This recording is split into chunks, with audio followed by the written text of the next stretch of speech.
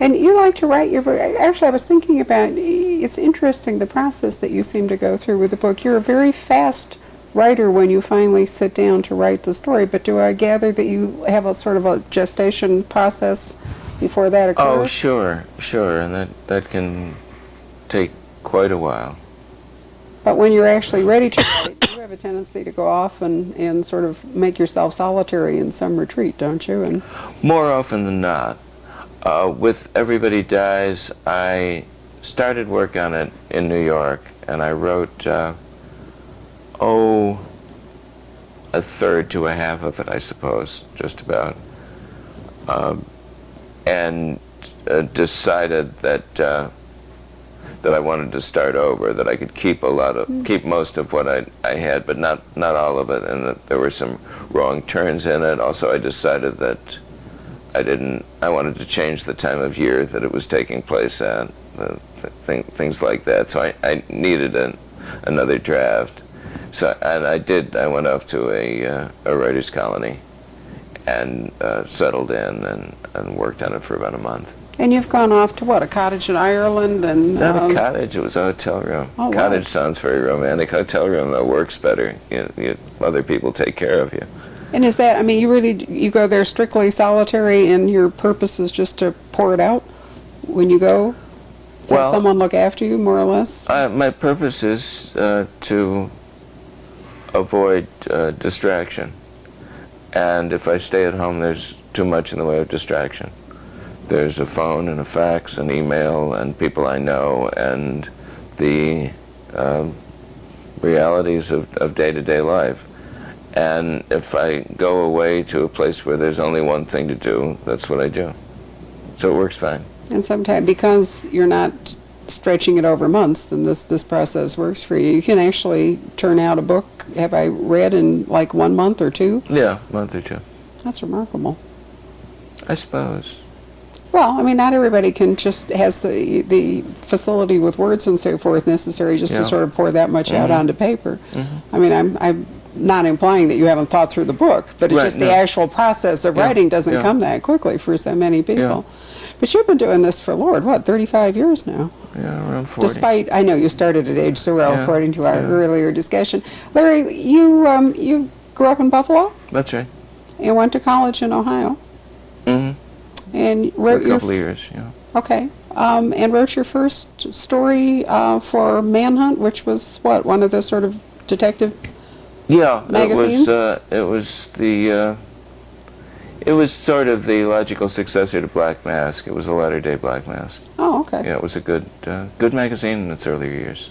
And in fact, you wrote, what, a whole lot of magazine articles, short stories, even paperback originals under a bunch of names? Mm-hmm.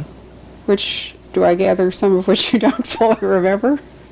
No, I remember most things, I just don't talk about it. Oh, that's it. Yeah. Okay, so could we actually call this kind of Pulp Fiction in its early career? I suppose. Which I don't actually mean as pejorative. It's just a way, to describe probably more to do with the publishing process itself. Yeah. And then you wrote your first book under your own name was what, Mona? Mm-hmm. 1961? Yes. And it was a non-series. I haven't read it, so it wasn't republished by Carolyn Graff fairly recently, or by somebody? Yeah, it was republished by Carolyn Graff. In fact, one time I guess when Knox Berger introduced me one time at an MWA dinner. He's my agent, and my opening remarks, I pointed out that he had bought my first book back in he bought it, I suppose, in 1960. It was published in 1961. And I said he was my editor then, and he's since become an agent and become my agent, and he just recently sold that same book, to another publisher, these many years later. And I pointed out that he, paid $2,000 for it when he bought it originally, and he sold it for $1,500. And even with inflation, even not even thinking about inflation, I said I hadn't seemed to go up in value all that much. Well, thank God the rest of your books have gone in a different direction. You wrote, let's see, in your various series, was it The Tanner that came first? The Tanner books were the first series, yes. I started writing about Evan Tanner in, I think, '66. Which was what? The Thief Who Couldn't Thief Sleep? Who Couldn't Sleep was the first one, yeah. And he has a real interesting profile in that he is a guy who literally doesn't sleep. Right, right. Injured in the Korean War. Sleep center of his brain destroyed by a shard of North Korean shrapnel. And awake ever since. A devotee of lost causes, irredentist movements, and political splinter groups. You just brought him back, didn't you, in a book called Tanner on Ice? Tanner on Ice. He'd been gone for 28 years, and now he's back. I love the way you explained where he'd been gone. In fact, he's an early example of the whole cryogenic thing, isn't he? That's right. He was frozen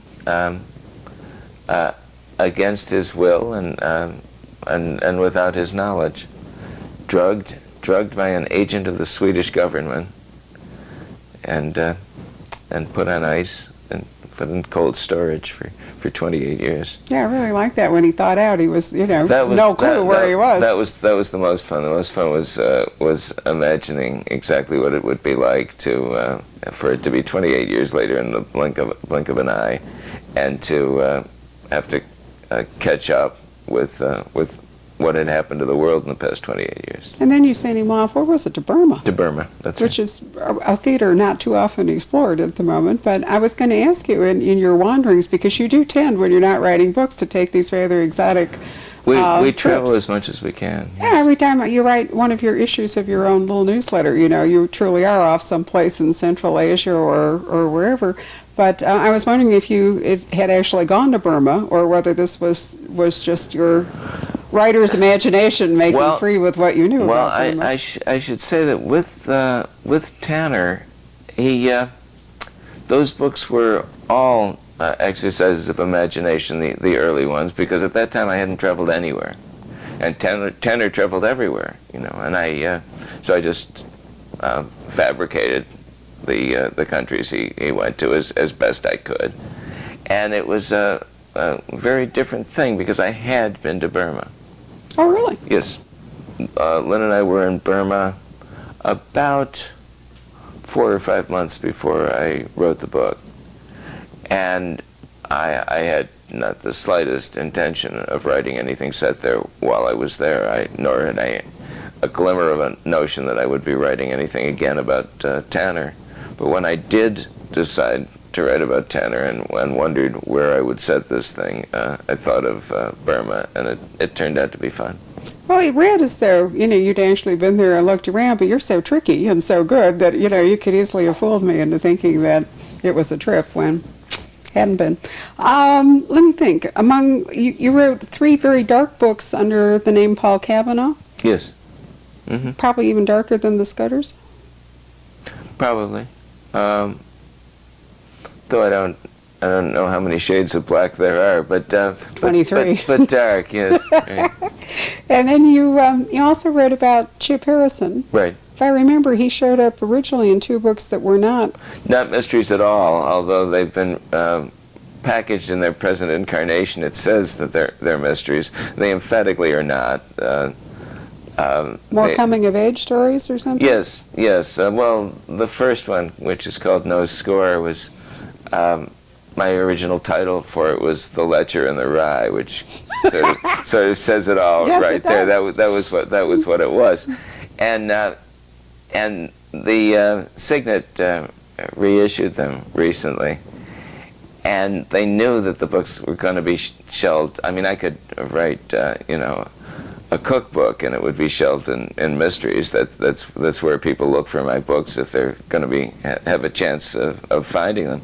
So they called it a mystery, and then I guess because it's not a mystery, they went overboard shouting that it was a mystery on the cover copy, which I think I would have gone in the other direction with that. But I got a couple of outraged letters from people. And your false claims, so to speak.